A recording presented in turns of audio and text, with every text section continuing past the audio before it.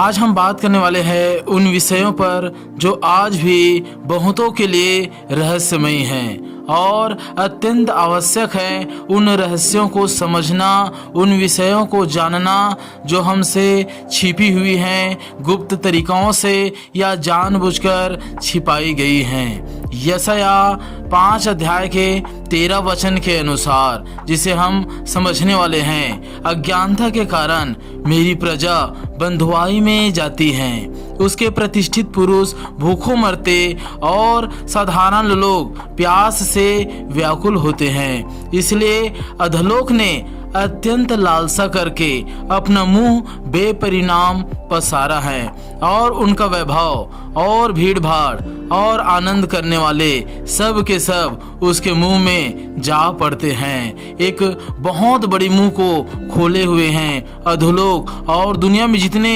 दुख पीड़ाएं और समस्याएं और बहुत सी चीज़ों में जो फंसे हुए हैं वह सब के सब उस मुंह में जा रहे हैं। अब ध्यान से समझने वाली बात यह है कि आखिर यह मुंह खोले हुए अधोलोक अर्थात अस्थाई नरक कौन है? कौन है जो इतना बड़ा मुंह खोले हुए हैं और सभी मनुष्यों को, भीड़ भाड़ को, वैभव को और हर एक सुख विलास करने वाले और पापी लोगों को निगलते जा रही हैं, खाते जा रही हैं? और इसका मुंह इतना बड़ा क्यों है जिसमें तमाम व्यभिचारी, पापी, अय्यासी, घूसखोर और धोखेबाज घुसे जा रहे हैं? यह और कोई नहीं अधोलोक का स्वामी है, अर्थात रेवलेशन के अध्याय में बताया गया है कि उसका नाम अपुल्योन है। और बहुत से विश्वासियों का भी, जो विद्वान विश्वासी हैं, उन सब का भी यही मत है कि अधोलोक के हाथ, पैर, मुंह और पेट हैं जैसे हम मनुष्यों के हैं। इसलिए जिस तरीका से एक बच्चे का शरीर पोषक तत्वों को खाने से, पोषक तत्वों को ग्रहण करने से, अपने पेट में ले जाने से धीरे धीरे बढ़ते हैं और विकसित होते जाते हैं, उसी तरह अधोलोक भी बड़े होते जाते हैं। वो उसका भी हाथ पैर फैलते जाता है और बड़ा होता जाता है पापी मनुष्यों को खा खा कर। भागवत गीता के अनुसार हम स्पष्ट रूप से उसे जानने का प्रयत्न करेंगे कि वह हिंदू धर्म में भी उसका उल्लेख किस तरह से है और उसका क्या नाम रखा गया है, और आखिर वह है कौन जो इतना विशाल मुंह को खोले हुए सब लोगों को, जो पापी हैं, निगलते जा रहे हैं और अच्छाई लोगों को पाप में गिराकर खाते जा रहे हैं। श्लोक नंबर 11 का 28 पद के अनुसार,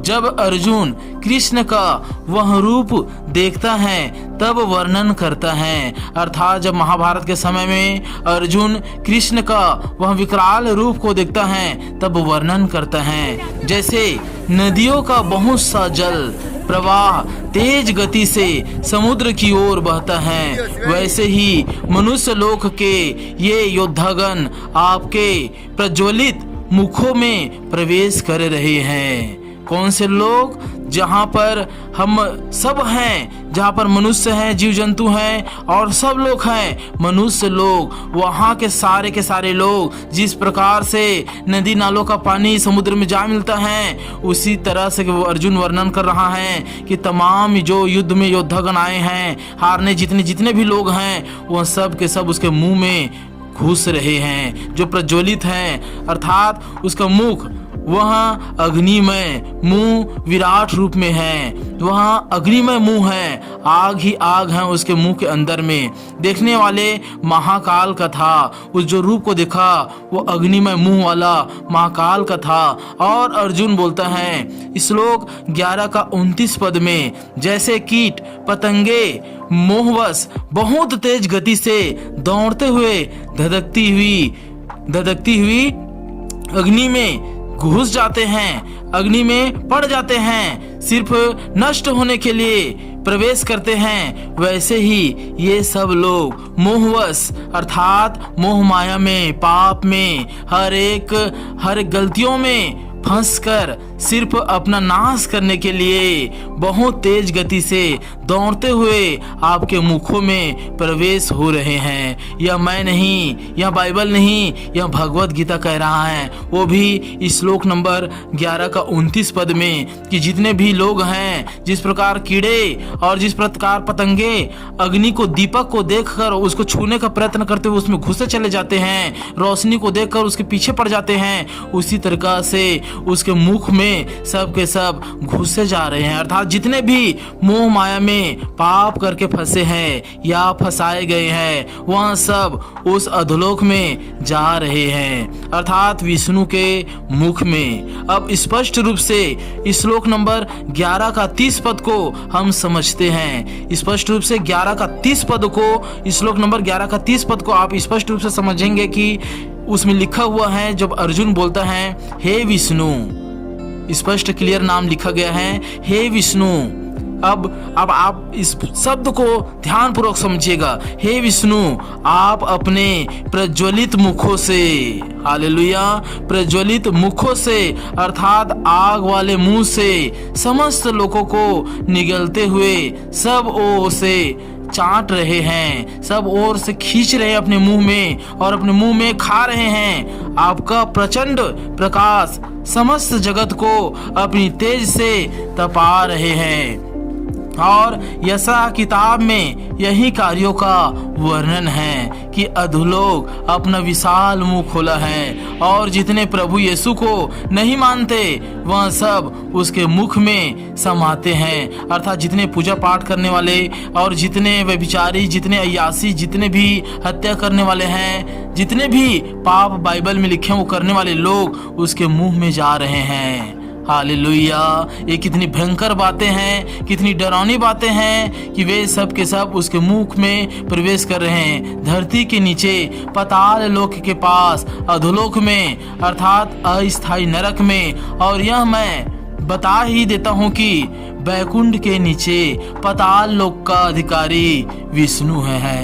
हिंदू धर्म के मान्यताओं के अनुसार बैकुंठ के नीचे पाताल लोक और बैकुंठ लोक ये दोनों का अधिकारी विष्णु ही हैं। पिछले वीडियो में मैं भी आपको यही बताया था कि वहाँ अधोलोक में विष्णु के पत्नियां थी जिससे दानव और राक्षस और बहुत से और भी विचित्र विचित्र बच्चे पैदा होते थे।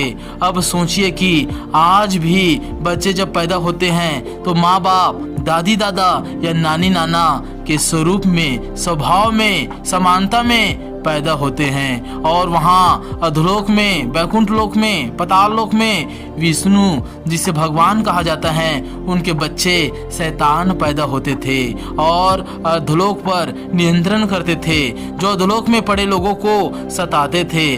कहने का अर्थ यह है कि बाइबल में जिसे अधोलोक की सेना का स्वामी अपुल्योन कहा जाता है वह वास्तविकता में विष्णु को ही दूसरा चेहरा है, विष्णु का ही दूसरा नाम है। इसलिए इस मोह माया के संसार से जयवंत होने के लिए, पाप से छूटने के लिए, बीमारी से चंगाई पाने के लिए प्रभु यीशु मसीह के पास आइए और सत्य को पहचानिए। क्योंकि जब आप सत्य को जानेंगे, सत्य को पहचानेंगे, तब आप खुद ही संसारिक विधि विधान से, संसारिक दुनिया से छूटते जाएंगे। क्योंकि सत्य ही स्वतंत्र करता है और वह सत्य सनातन प्रभु यीशु मसीह हैं। इसलिए आप निश्चय सावधान रहे कि अंधकार की कितनी शक्तियां काम कर रही हैं और कितने लोगों को गिरा रही हैं और खींच रही हैं और उसको मन के अनुसार चलाते हुए अधोलोक में फंसाती जा रही हैं, ताकि वो सब के सब संसारिक जो लोग हैं वो पीड़ा में पड़े और रोए और बिलखे, ताकि अंधकार की जो शक्तियां हैं उसकी इच्छा पूरी हो सके। जो स्वर्ग से उसको निकाला गया था उसकी यही इच्छा थी कि मनुष्य जाति को तड़पाए, परमेश्वर के बनाए हुए उत्तम रचना को बिगाड़े और रुलाए, और परमेश्वर को भी वो सजा दूंगा ऐसा करके, क्योंकि बच्चों को सजा देकर बाप को पलटा दूंगा करके। इसलिए आप निश्चय परमेश्वर में बढ़े और मजबूत होइए और इन सब जानकारियों को अपने पास रखिए और परमेश्वर की महिमा कीजिए। आप सभी को जय मसीह की। आमीन।